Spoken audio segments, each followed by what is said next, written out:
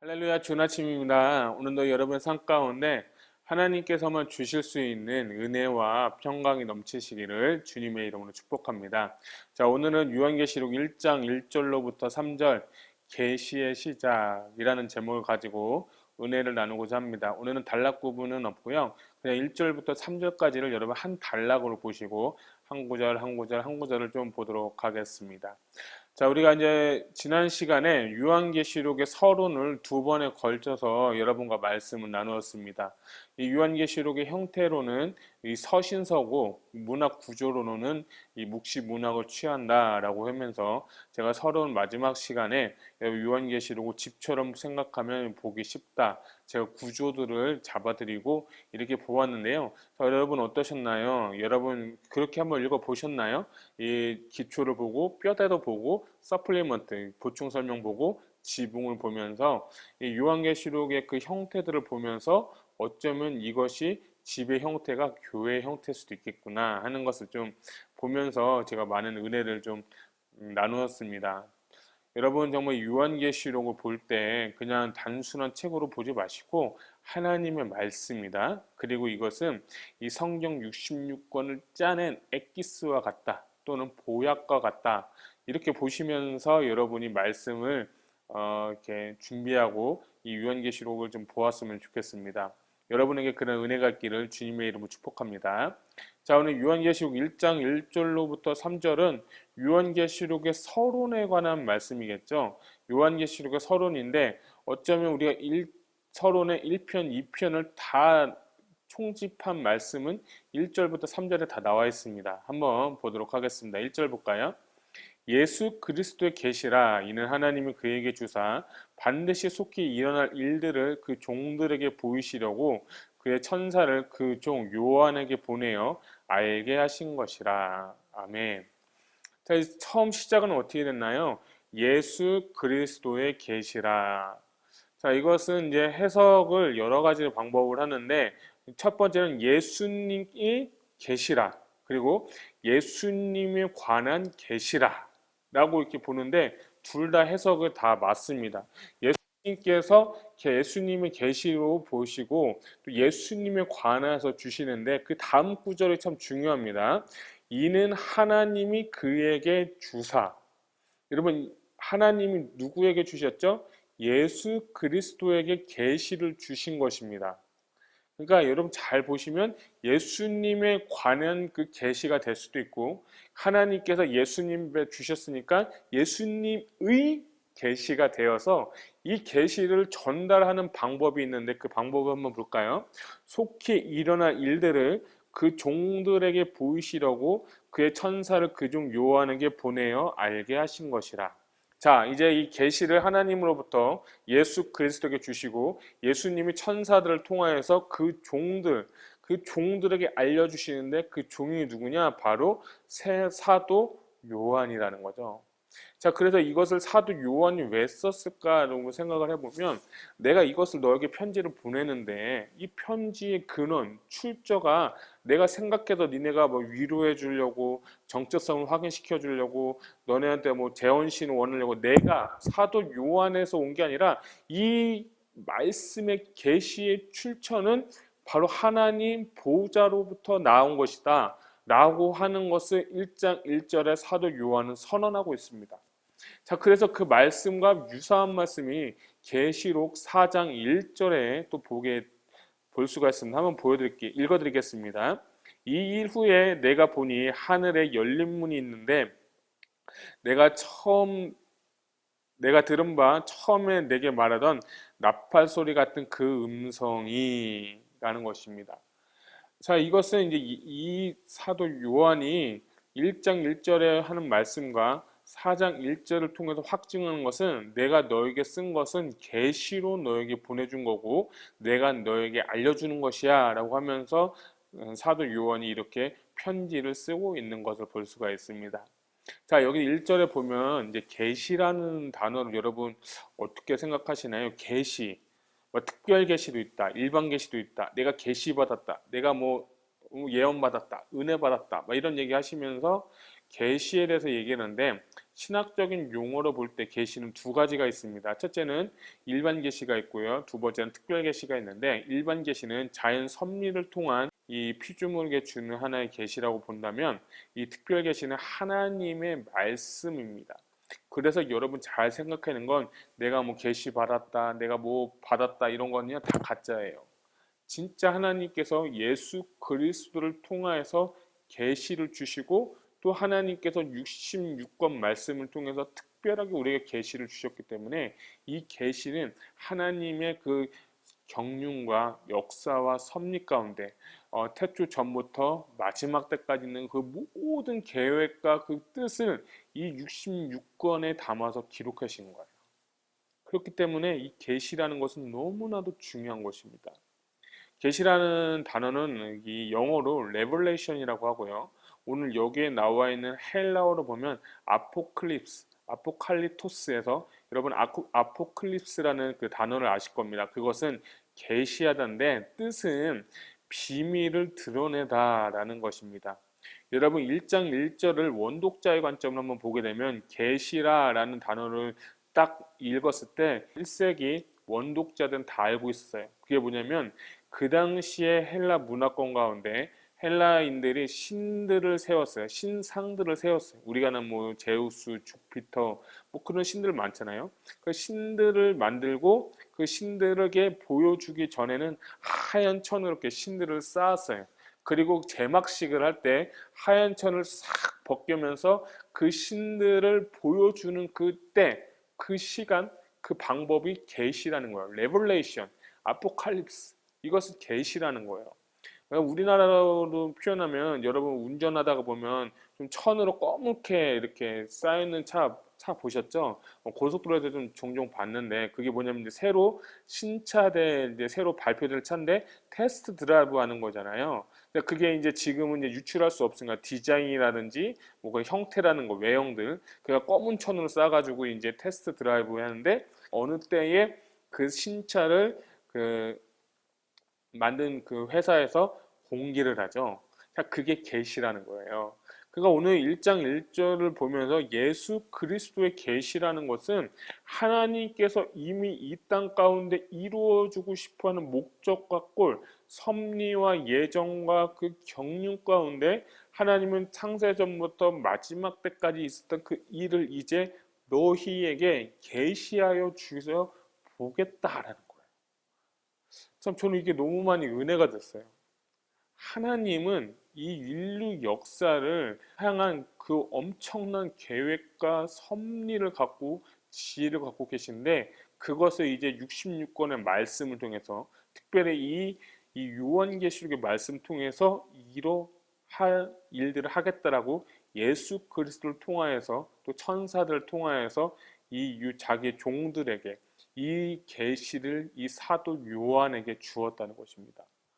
자, 이 말씀을 들을 때 원독자의 관점 얼마나 눈물이 났을까. 야, 우리 지금 너무 힘들고 어려운데 하나님이 직접 이 요한 사도를 통하여서 우리에게 편지를 보내주셨구나. 우리를 너무 사랑하시니까 그 우주적인 그분이 그 무한하신 그분이 우리를 위해서 편지 예수님 또 사도 요한 그 종들을 통해서 우리에게 편지를 보내주셨다는 그 메시지들을 받았을 때 그 감격과 그 마음으로 여러분 1장 1절을 한번 다시 한번 읽어봤으면 좋겠습니다. 같이 읽겠습니다. 시작. 예수 그리스도의 계시라 이는 하나님이 그에게 주사 반드시 속히 일어날 일들을 그 종들에게 보이시려고 그의 천사들 그 종 요한에게 보내어 알게 하신 것이라. 아멘. 야, 저는 이 말씀, 이 출처 하나님으로부터 이 계시가 들려왔다. 너무나도 좋은 말씀인데 이 요한은 직접적으로 받았지만 우리는 이제 그것을 종이로 문서화해서 성경을 통해서 하나님의 마음을 우리가 지금 다운로드 받고 있는 거예요. 그 마음을 우리가 지금 알아가고 있는 거예요. 그것이 어떤 책이냐? 요한 계시록이라는 것입니다. 저와 여러분 가운데 계시가 열리기를 주님의 이름으로 축복합니다. 여기서 뭐 특별한 계시가 열린다는 것은 하나님의 말씀이 깨달아지기를 주님의 이름으로 축복합니다. 하나님께서 66권 다른 계시 외에는 주신 것이 없다라는 것을 여러분 아셨으면 좋겠고, 이 계시의 말씀을 여러분이 들으심으로 말미암아서 하나님 말씀 깨달아야 돼요. 성경에 보게 되면 계시를 받았다, 하나님 말씀 깨달으려면 공통점이 하나 있더라고요. 그건 뭐냐면 광야로 가야 되는 겁니다. 광야. 그것은 광야에서 홀로 독단적으로 하나님을 만날 수 있는 기회인데, 여러분 우리가 잘 아는 사도 바울, 다메섹 예수님 만난 후에 성령 체험한 후에 바로 가서 사역한 게 아니라 아라비아로 가서 3년 동안 그가 광야에서 철저하게 훈련받았다는 거야. 그가 지혜와 계시형을 알고, 그는 유대인이고 그는 또한 가말리아 학생으로서 아주 위대한 사람이었지만 말씀은 알았지만 그 계시의 뜻을 알지 못했다는 것이죠. 만약에 말씀을 알고 깨달았던다면 예수님을 믿는 자는 절대 핍박할 일도 죽이지도 않았을 것입니다. 그런데 예수님을 만나고 그에게 성령님이 오시고 성령님께서 그에게 조명하시고 말씀을 깨닫게 하심으로 말미암아서 그에게 계시 조금씩 열려주시면서 예수 그리스도가 너의 주인이다, 예수 그리스도가 주인이시다, 그럼 죽었다가 부활하시고 승천하시고 다시 재림할 것이라는 것을 이 십자가의 십자가의 도를 이 모든 자들에게 가르쳐 준 거예요. 그래서 광야로 갈 때 계시가 열리고 하나님과 만나는 장소가 되는 겁니다. 이 코로나 때문에 많은 사람들이 지금 어려워하고 있는데, 이 코로나를 좀 긍정적으로 보게 되면 우리가 너무나도 바빴잖아요. 너무나도 많은 시간을 하나님과 교제하는 대신에 전화하고 인터넷하고 뭐 일하고 뭐 당연히 비즈니스 하셔야 되지만 하나님과 얼마나 친밀감을 갖고 집중적으로 볼 수 있느냐, 여러분 이거 한번 좀 생각해 봤으면 좋겠어요. 사도 요한은 보세요. 지금 뭐 복음을 전하다가 이제 정말 자기는 죽고 싶었는데 왜 하나님 나한테 이런 일을 하십니까? 라고 이렇게 기도했을 때 내가 속히 오리라라는 말씀 듣고 이 계시를 받아서 요한 계시록 썼다는 거예요. 그러니까 하나님은 이미 우리에게 계시를 주시고 말씀 주시고, 특별히 우리가 말씀을 깨닫는 훈련, 말씀에서 정말 우리에게 주시는 말씀을 깨닫는 그 훈련을 해야지만이 이 말씀을 먹을 수가 있는 거예요. 말씀을 읽을 때 여러분 지식적으로 보려고 하지 말고, 내가 뭐 하나님에 관해서 어떤 말씀을 다 안다고 해서 그게 중요한 것이 아닙니다. 말씀 뒤편에 있는 하나님의 영과 나의 영이 마주쳐야 되는 거예요. 그때 계시가 일어나고 깨달음이 일어나고 하나님께서 여러분의 음성도 들려주시고 하나님께서 갈 길을 인도해 주실 것입니다. 사도 요한은 그것을 깨달았다는 거예요. 그리고 그것을 편지에 써서 일곱 교회의 그 목회자들과 그 일곱 교회 성도들에게 써서 보냈다는 것입니다. 이것이 가장 중요한 거예요. 이것이 계시라는 거예요. 그래서 여러분, 저와 여러분에게 지혜와 계시의 영이 임하기를 주님의 이름으로 축복합니다. 그래서 하나님이 누구신지 알고 말씀 그 뒤편에 계신 하나님의 깊은 뜻을 깨닫고 그렇게 살아가려고 애쓰고 노력하는 자, 그 사람이 하나님의 사람이고, 3절에 보니까 그런 사람이 복되도다 이런 말씀하고 있잖아요.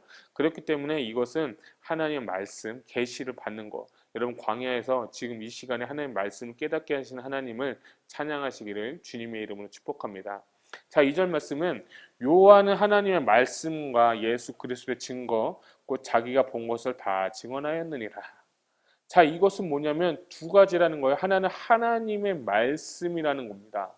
요한계시록은 제가 저번에 말씀드린 것처럼 말씀 중에 말씀, 성경 중에 성경이다 라고 해서 성경을 구약에서 짜면 신약이 나오고 신약에서 짜면 엑기스인 요한계시록이 나오는데, 이것은 word of God, 하나님의 말씀이라는 겁니다. 단순하게 뭐 계시받고 뭐 666이다 뭐 말세다 뭐 이런 걸로만 보지 말고 진짜 살아계신 하나님의 말씀이라고 믿고 취하시기를 바랍니다. 그리고 이가 또 기록한 것은 예수 그리스도의 증거 곧 자기가 본 것을 다 증언하였느니라. 사도 요한을 한번 생각해 보면 사도 요한은 예수님에 대해서 증거할 게 너무 많아요.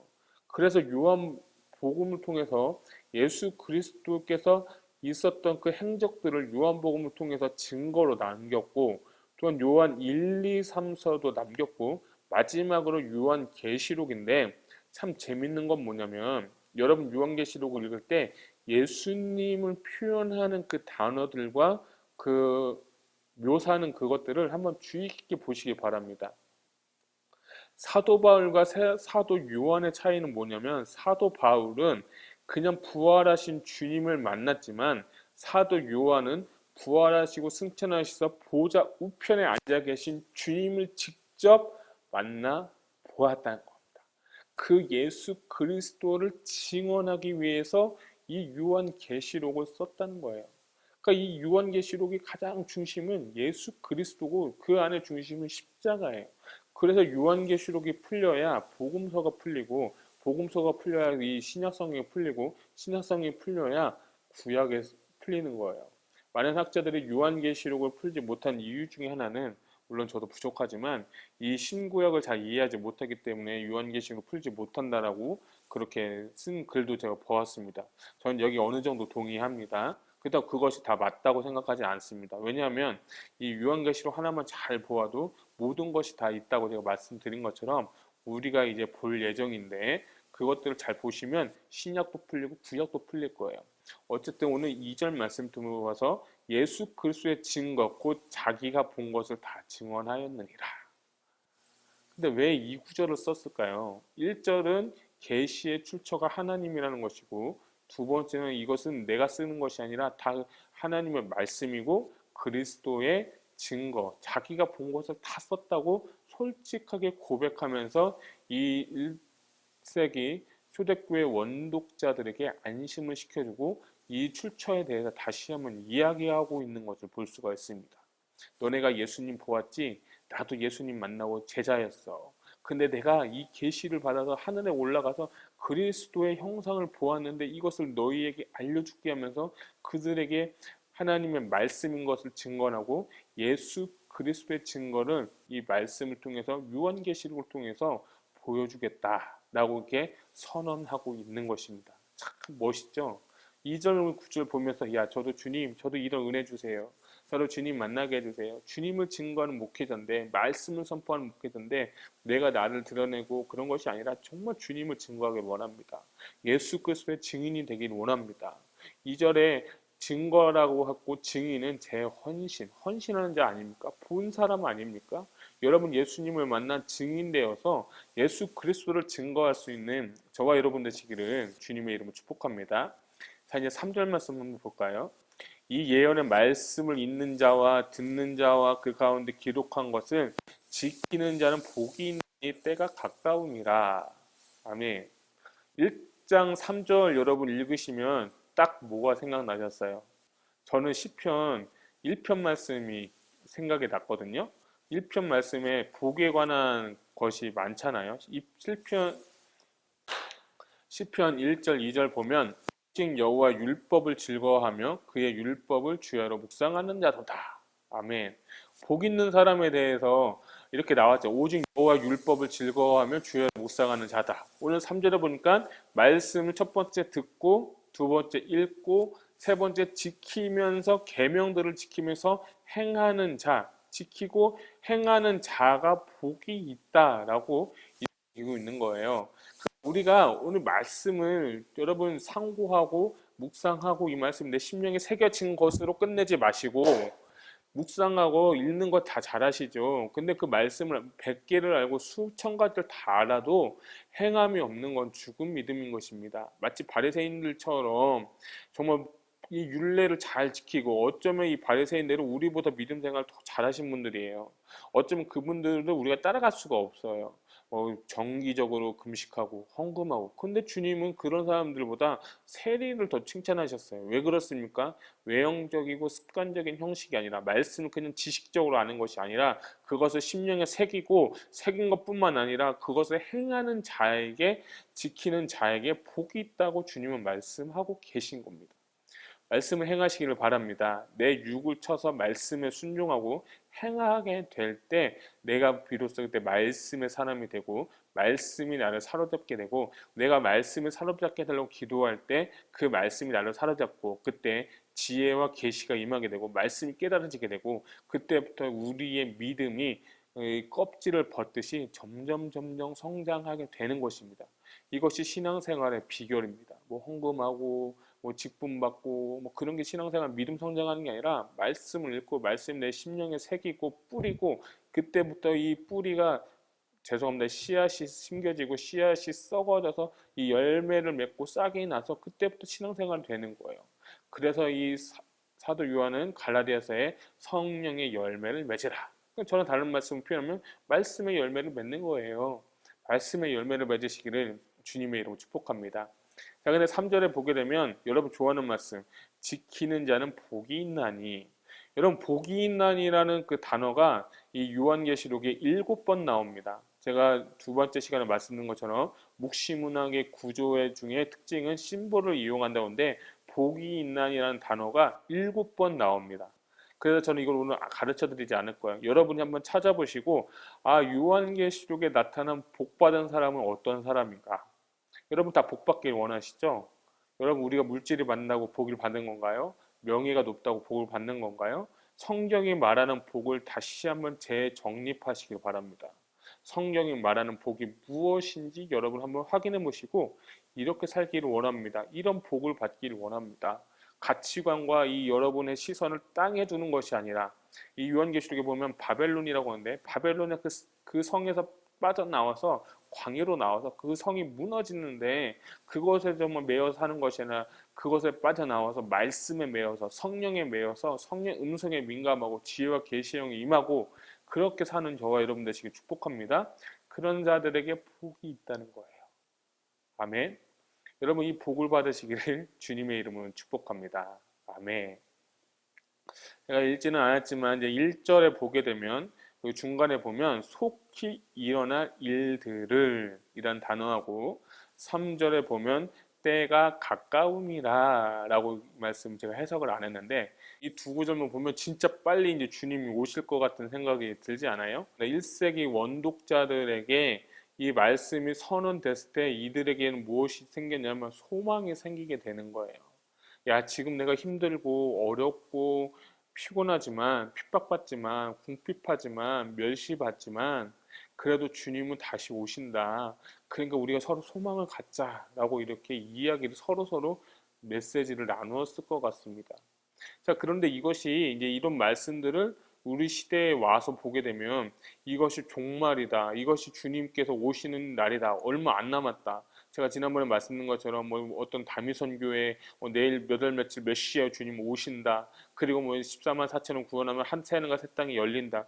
이런 임박한 종말론, 그릇된 종말론 때문에 요한계시를 읽지 않는다고 했는데 그러면 질문이 있죠. 목사님 이것을 어떤 식으로 해석해야 됩니까? 라고 여러분들이 질문을 할 수 있을 겁니다. 아니면 내일 진짜 오십니까? 주님은 오실 준비가 다 되어 있어요. 그런데 아직 준비가 안 된 미흡한 분도 분명히 있기 때문에 주님은 아직 오시지 않지만 우리 마음 가운데 주님이 내일 당장 오실 것이라는 그런 기대를 갖고 소망을 갖고 살아갈 수가 있어야 돼요. 여러분 과학자 칼 사인이라는 사람이 이런 얘기를 했어요. 그 대부분의 과학자들이 우주의 역사를 약 150억 년이라고 하고 지구는 약 50억 년이라는 세월이 들고 그 인류의 역사, 특별히 뭐 문명이 발달해서 글을 쓰고 뭐 이런 역사들이 약 1만 년이라고 합니다. 물론 그 전에도 이제 인류가 있었다고 하지만 1만 년 정도로 이렇게 보고 있는데요. 150억 년 전, 지구의 탄생은 50억 년 전, 인류의 역사는 약 1만 년 전이라고 하는데 이것을 이제 시간으로 한번 대입을 해보면 온 우주의 역사를 24시간으로 본다고 하면 이 150억 년에 비하면 우리 인류의 인간이 얼마나 짧은 순간이냐고 하면 24시간으로 환산해서 볼 때 11시 59분 59초 뭐 점점점에서 이 찰나의 순간에 지구의 역사는 없어지게 된다는 거죠. 150억 년이라는 그 세월 가운데 1만 년밖에 안 되는 그 지구 나이를 보게 되면 23시간 59분 59초 이렇게 가면서 찰나의 순간이면 지구의 역사는 사라지게 된다는 거죠. 온 인류의 역사 가운데 지구의 역사는 이 찰나의 순간밖에 되지 않는다라는 것을 과학자가 밝혔다는 거예요. 자, 이런 우주적인 관점에서 볼 때 속히 일어날 일들 그리고 앞으로 일어날 일들 때가 가깝다는 것은 이것은 우리의 개념으로 우리의 생각으로 언젠가 오시겠구나 하는 것을 보는 것이 아니라 온 인류의 관점, 우주적인 관점, 창세 전부터 하나님께서 계획하시고 이 땅을 향한 그 골, 목적을 달성하시기에 그 순간은 우리는 아직 잘 모르겠지만 그거는 우리의 생각으로 헤아릴 수가 없다는 겁니다. 하나님께서 우주를 창조하신 목적, 지구를 창조하신 목적, 인류를 창조하신 목적, 이 목적을 우리는 알 수 없지만 하나님께서 우리가 어디서 와서 어디에 가고 인류의 역사는 어떻게 되는지 이미 그분은 다 계획하시고 섭리하셨기 때문에 우리가 이 말씀을 풀 때 단순하게 속히 일어난 일들이라고 해서 주님이 재림에 포커스를 맞춘다고 하면 우리는 죄송하지만 요한계시록을 읽을 필요가 없습니다. 왜냐하면 속히 일어날 일들이 1세기 원독자들에게 먼저 적용됐으면 주님은 이미 벌써 오셨어야 되는 겁니다. 그렇지 않습니까? 속히 일어날 일이고 빨리 일어날 일이니까. 근데 1세기 성도님들, 초대교회 성도님들 원독자의 시간이 지난 후에 지금 2000년이라는 시간이 지나도 지금 주님은 아직 재림하지 않았고 인류의 역사는 아직 끝이 나지가 않았다는 겁니다. 그러면 이것을 어떻게 해석하느냐? 온 우주적인 그 역사를 우리가 보고 하나님의 관점으로서 속히 일어날 일들, 앞으로 있어야 될 일들을 관점으로 보면 이 구절이 이해가 되는 겁니다. 이것을 그냥 몇월 며칠에 누가 온다, 뭐가 666 받지 마라, 뭐 이런 것들 하나의 포커스, 그 종말론적인 포커스로 맞추게 되면 요한계시록에서 이 사도 요한이 원독자인 1세기 기독교인들에게 주셨던 그 의미와 그 원어적인 그 상황 배경을 우리가 알 수가 없습니다. 그래서 그것을 알으셨으면 좋겠습니다. 물론 이 말씀 듣고 1세기 기독교인들도 원독자들도 진짜 내일 주님 오시는구나 믿은 분은 분명히 있을 거예요. 그리고 나서 정말 핍박받으시고 환난당하고 순교당하시는 분도 무적이 많을 것입니다. 그럼에도 불구하고 이 말씀을 우리 시대 가운데 적용한다면 주님은 반드시 오실 것이고 다 준비가 되었지만 아직 그분의 때가 차지 않았기 때문에 오지 않은 것이랍니다. 그때는 우리는 언제인지 잘 모르겠지만 아버지도 모르고 아들도 모르고 오직 그때는 아버지만 아신다라고 기록되어 있습니다. 그렇기 때문에 그 하나님의 계획과 경륜과 섭리를 우리는 헤아릴 길이 없다는 겁니다. 그래서 이 속히 되어날 일들을 여러분 때가 가까움이라는 이 말을 그냥 이 시대에 적용하지 말고 온 인류의 우주적인 관점에서 대입해 보시고 뭐 인류의 역사가 1만 년이라고 가정하면 찰나의 그 시간밖에 안 된다는 겁니다. 그래서 오늘 저에게 주시는 감동은 그 하나님이 무한하신 그 하나님이 온 인류를 창조하시고 영원부터 영원까지 계신 그 하나님이 이 유한한 인생 가운데 카이로스의 타임에 시간을 뚫고 오셔서 아들 예수님을 주시고 십자가 못 박고 죽게 하시고 또 부활하게 하시고 승천하게 하시고 보좌에 앉으시고 또 성령을 보내시고 나를 사랑하시는 그 하나님의 그 섭리와 계획과 경륜을 여러분이 깨달으셨으면 좋겠어요. 우주적인 그 하나님이 정말 이 지구상에 있는 60억, 65억의 인구 가운데 단 하나, 날 하나를 사랑해 주신다는 그 아버지의 그 마음이 여러분에게 풀어지기를 주님의 이름으로 축복합니다. 여러분 우주에서 지구를 보는 사진들 많이 보셨을 거예요. 그 가운데 많은 인류가 있는데 그 중에 나를 볼 때 어떻게 보면 우리 인간이 보는 개미 새끼 한 마리밖에 안 될 것 같은데 그 하나님이 나를 사랑하신대요. 그 하나님이 나의 아버지시래요. 그리고 그분이 나를 위해서 모든 계획을 이루셨다는 거예요. 저는 이 말씀이 저에게 주시는 그 메시지가 레마의 말씀 되면서 이 무한하신 하나님이 영원부터 영원까지 계신 하나님이 나를 사랑해 주시고 나를 그냥 불쌍히 보시고 자녀 삼아 주신 것에 저는 너무 감사하더라고요. 여러분 어떻습니까? 내가 잘나봤자 얼마나 더 잘나고 똑똑해봤자 얼마나 더 똑똑하고 이쁘고 잘생겨봤자 얼마나 더 하겠습니까? 하나님 눈에 볼 땐 다 똑같습니다. 근데 그 하나님이 나를 사랑하신대요. 그 하나님이 나를 지켜보고 계시고 온 인류의 역사를 주관하신 그분께서 태초부터 영원까지 알파 오메가 되신 그분께서 나를 지켜주시고 보호하시는 겁니다. 그리고 그분이 나에게 성령 66권이라는 책을 통해서 특별하게 계시해 주셨어요. 이것이 믿으라는 겁니다. 이것이 요한계시록의 서론이고 오늘 요한계시록에 갖고 있던 사도 요한이 이 1세기 원독자들에게 주고 싶어하는 소망을 갖고 있으라는 그 말씀의 핵심 내용인 것입니다. 여러분 힘내시길 바랍니다. 여러분 상황과 환경 처지 보지 마시고 하나님이 나를 보고 계시고 우리가 이런 아래를 보는 것이 아니라 위에 계신 하나님을 보십시오. 내 모습이 어떠했든 죄가 많든 뭐 실패했든 여러분이 넘어졌든 괜찮아요. 하나님은 여러분 사랑하십니다.